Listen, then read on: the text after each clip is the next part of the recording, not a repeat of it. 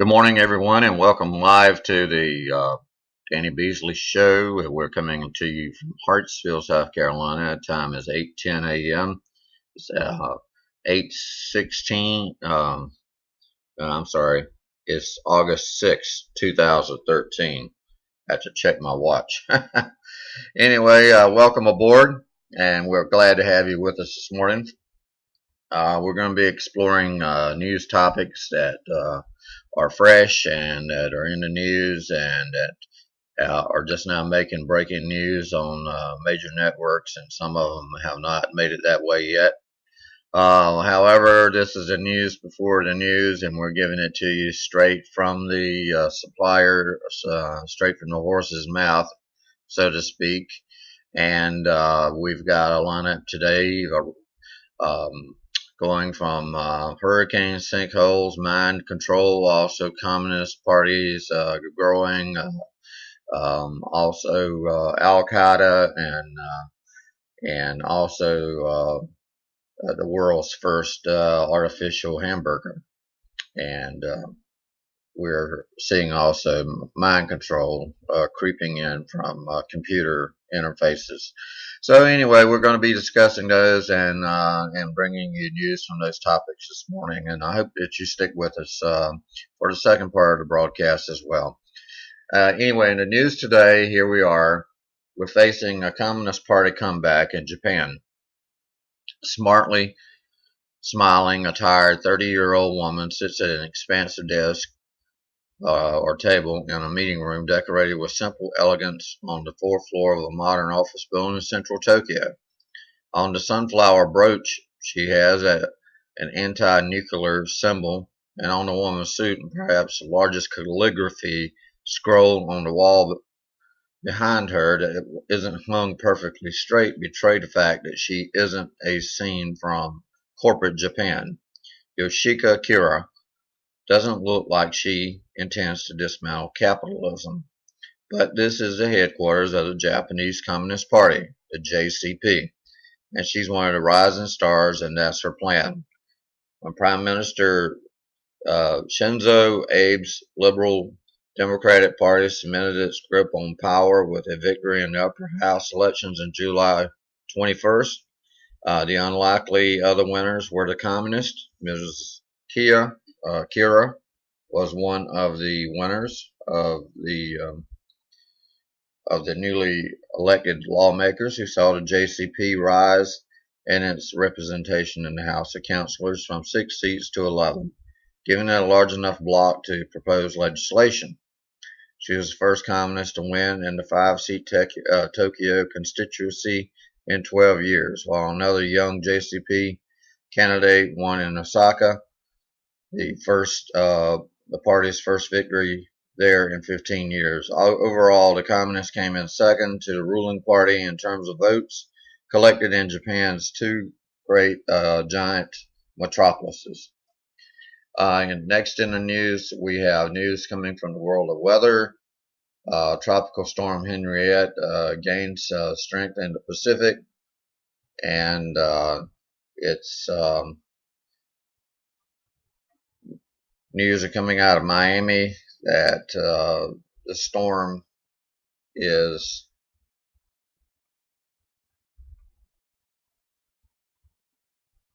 out far from land. It's like 1,470 miles west-southwest of the southern tip of Mexico's Baja California Peninsula.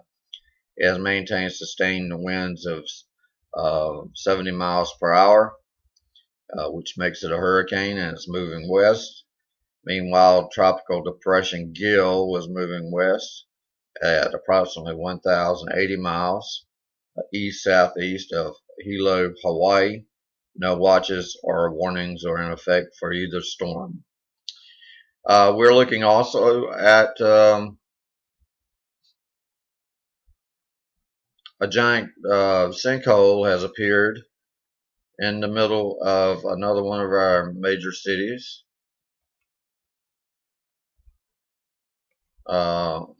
In North America is in Montreal, and the sinkhole actually swallowed a backhoe in downtown Montreal.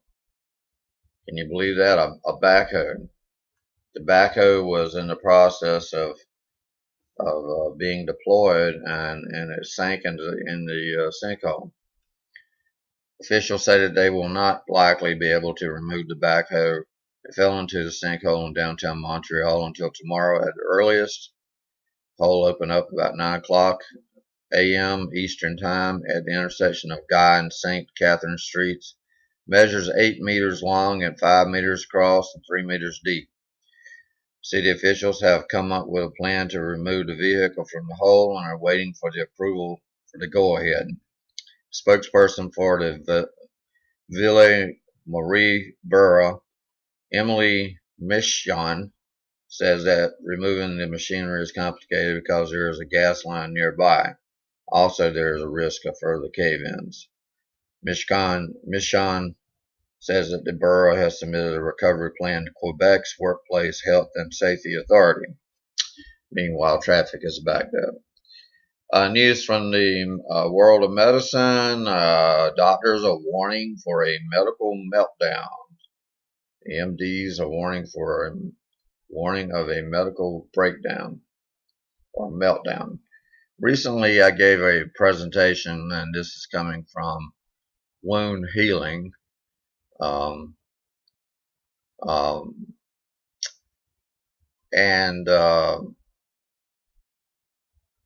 it's from www.conwaymedicalcenter.com. Recently, I gave a presentation to a local party on surviving a medical meltdown, the topic of an upcoming book. Although much is said about a probable economic crisis looming, little is said about the medical shutdown that will be part of the monetary system collapse. Additionally, given the stresses of FDA, OSHA, Medicare, and Obamacare, and the legal environment enveloping them all, the medical system has the potential to shut down independently of any general economic problem. So any one of those can set it off. For those of you who are not in the medical field or related to a doctor or nurse, a sudden or unexpected lack of medical services may be devastating. Over the next few weeks, I will outline my thoughts on preparing yourself and your family for such an eventuality. There are several key points that you should consider. First and foremost is people who will do the best in such a situation are those needing the least amount of medical care. So the primary consideration will be how we will become we will become or stay as healthy as possible. I will discuss the principle of real wellness and prevention, not those generally spouted by the government and the average physician produced by conventional medical education. So if you want to read more about that article, you can go to worldnetdaily.com, and the title is Wound Healing and MD Meltdown. So anyway, moving along with our next news item. How Obama put Al-Qaeda on steroids. You remember in the news it was briefly mentioned that Al-Qaeda had been decimated and was no longer going to be a major player in terrorism. And then all of a sudden, in about a week or 2 weeks' time, it bounced back. And in Pakistan, it turns out that it was one of the most major players that happened to be on the scenes. Well, this is a story coming out of Jerusalem, reported by Aaron Klein. And it says, did the U.S. and the Western arms systems and shipments to jihadist saturated Libyan and Syrian rebel groups contribute to Al-Qaeda's growing worldwide threat? Al-Qaeda's resurgence may now be culminating in the terrorist group's reported plot to target U.S. and Western interests, prompting a week-long shutdown of U.S. embassies across the Middle East and North Africa. On Sunday, Senator Lindsey Graham, Republican from South Carolina, contended that an emboldened Al-Qaeda has been on steroids following the September 11, 2012 attack on the U.S. facilities in Benghazi, Libya. I had a briefing with the vice president, and it is scary, Lindsey Graham says, as he stated on CNN's State of the Union. Al Qaeda is on the rise in this part of the world. Next news item is, why did the cops kill a 95-year-old person in a walker? That's pretty hard to uh, comprehend. And this is by Chelsea Schilling, and said the World War II hero was tasered and shot in the stomach. He was shot in the stomach with beanbags. But the 95-year-old man had served his country during World War II. He's now dead after police stormed his retirement home with riot shields, tasered him, shot him with beanbag rounds, all because he adamantly refused to undergo high-risk surgery. That was his crime. High-risk surgery. Refusal to undergo it. The U.S. Army Air Corps veteran John Rayner, who was honorably discharged as a sergeant after he served in the India-Burma campaign, used a walker because family members said he was wobbly on his feet, according to the Chicago Tribune.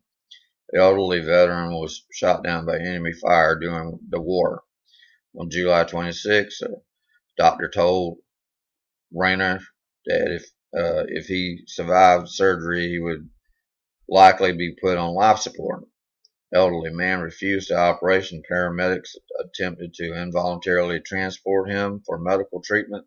He was sitting in a chair holding a cane and a shoehorn when the police arrived at the Victory Center senior living facility located just south of, you guess where, Chicago.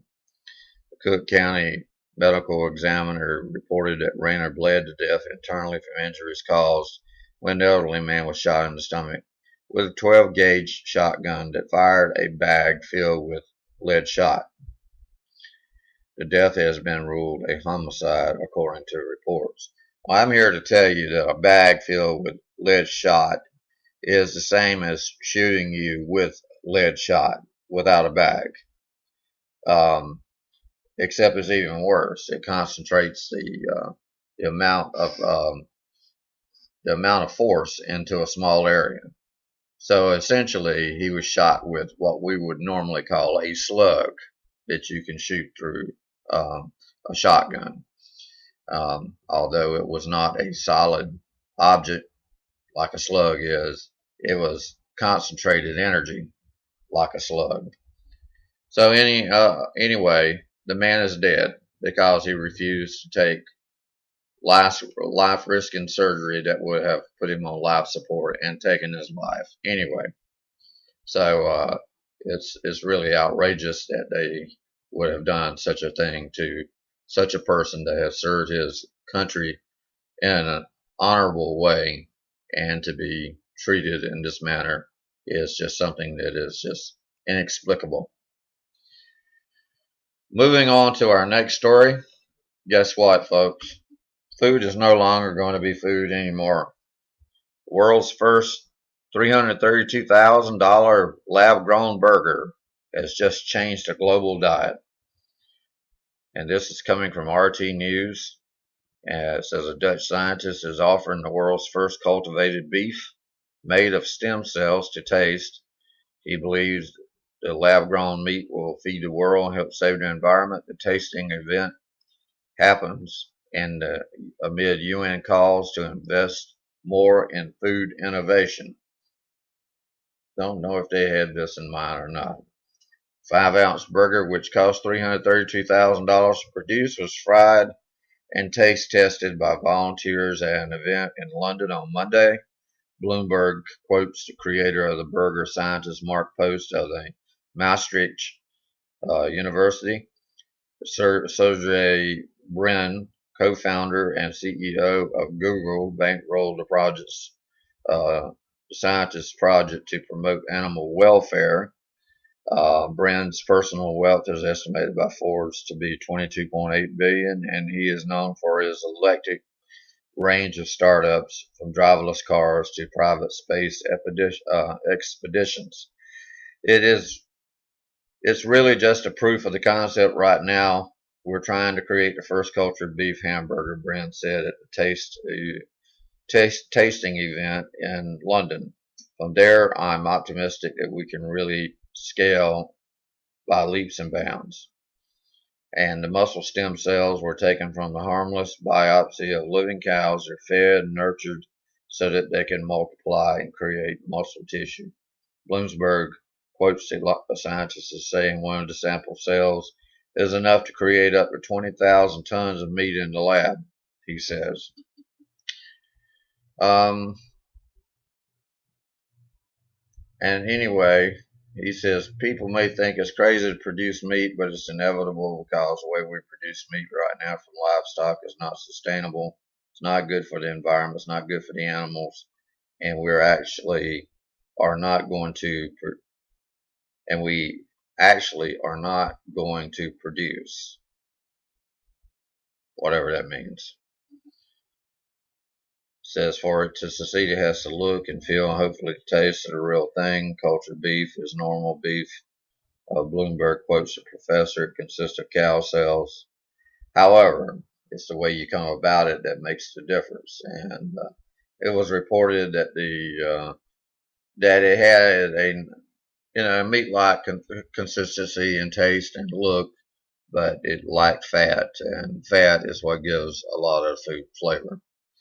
One more item in our news lineup for today is still dealing with high tech and innovation. From Blacklisted News through the Business Insider comes a story. It says scientists are scary close to controlling our memories and brains with computers. Computers that meddle with our thoughts. And this is a source from the Business Insider. It says computers that meddle with our thoughts, memories, and brains might not be far off. The New York Times, Nick Bilton reports. There are already thought-controlled gadgets and smartphone apps, but recently a group of scientists at MIT took brain-computer interactions at a whole new level. While they weren't able to create memories from scratch, they were able to associate different feelings to neutral memories in mice. In other words, they were able to turn frightening memories into indifference.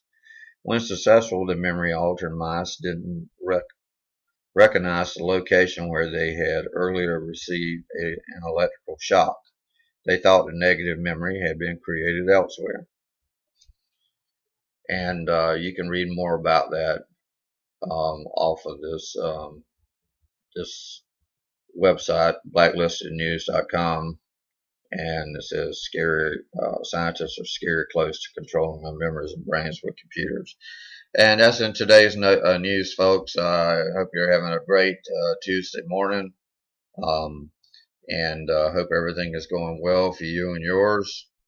Right now we're 18 minutes and 27 seconds into the broadcast, and I'd like to bring this commentary to the table for you to digest on the way to work. If you're not already there, you're probably in trouble with the boss. However, there are some people that keep different hours other than from 8 to 5. What all of these weird things going on in the world? The Communist Party upsurge, and it's not just in one country either. I mean, we still have a communist country called China that we made our most favored trading nation with, and we still have Russia, and we still have Cuba. Cuba is definitely communist, and we still have some banana republics that are trying to go communist. And in this country, ourselves, we're heading towards either a dictatorship or a communist takeover, one or the other, if some of these changes and some of these power grabs and some of these oversteps in government are not brought back into check. So here we are, we're in a world of confusion, doubt, chaos, and upheaval. And you cannot doubt that the Middle East is not in a case of even worse than that. we're in a situation where you could lose your life literally from one day to the next. There's 20,000 missiles pointed straight at Israel right now from all directions.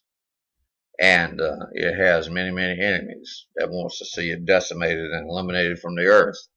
We've even had some countries that even come out publicly and said it needs to be eradicated, that it's a cancer. We also have things that are happening in the physical world that we can't control, like these super hurricanes and these tropical storms. And now to add to the other problems, the wildfires and the sinkholes and the floodings that are occurring due to climate change and things of that nature. And also we've got problems, with social upheaval, with Obamacare, medical, uh, things going on in the medical field that can cause an upset in the way your everyday life is run, and even could probably even challenge your life and maybe even cause you to lose your life. But with all of these things out there, I'm not trying to put fear into your hearts or fear into your minds. I'm just giving you some food for thought. Uh, could you imagine a man sitting in a rest home, and all of a sudden here comes cops bursting in with shields, and they taser him and they shoot him in the stomach? I mean, can you imagine just how fragile your life is, and how easy it is for you to be overcome and done away with, and your life ended?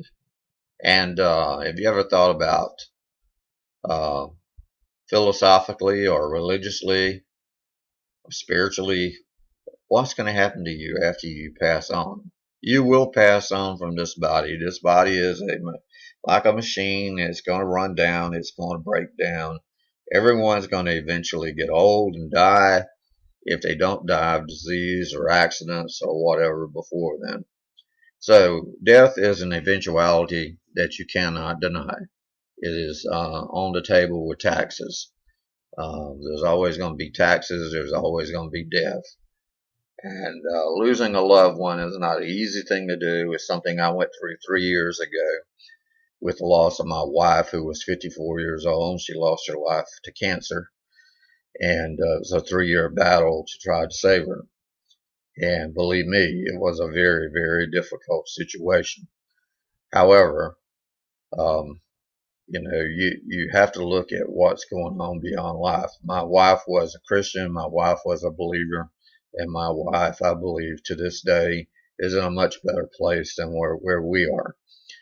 But I have to bring this to your attention. You don't automatically get to a better place. You don't automatically go to heaven. You don't automatically have St. Peter open the door for you and you walk in. It's not like that at all. In fact, the Bible will describe to you in certain places what it is like. It says there was a poor man lying at the gates, and every day he was starving, and he was being fed crumbs, and dogs were licking his sores, and a rich man was walking past him every day in full health and strength. And both died at about the same time. And the rich man opened his eyes up, and he was in a place, and it surely wasn't heaven. It was hell. Uh, it was hell fire, and he was tormented in a flame. And he had no comfort. He was just in total agony. But he looked across a great gulf, and there was Lazarus, this man that had been lying at the gate, who had been suffering through this life. He was being comforted, and he was in a place of safety, in a place of rest, and in a place to where he did not have to worry about hunger anymore or dogs licking his sores, because he was in perfect health. So the rich man was like, well, go back and warn uh, send Lazarus over to wet the tip of my tongue with a drop of water so I might be comforted. And he was denied that. And he says, they can't come to you. You can't go to them. No one can help you. You're stuck there. You're stuck there. So what does this mean, folks? I mean, this was given by the Son of God himself, this parable was. And if heaven is not true, then where did Jesus go after he died? Did he just go into a spiritual sleep for 3 days and then come back out of it?